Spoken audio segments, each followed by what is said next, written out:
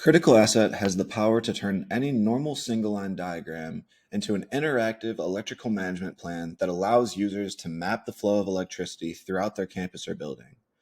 Begin by finding your electrical single-line diagram. Here we have the electrical single-line diagram for a hospital.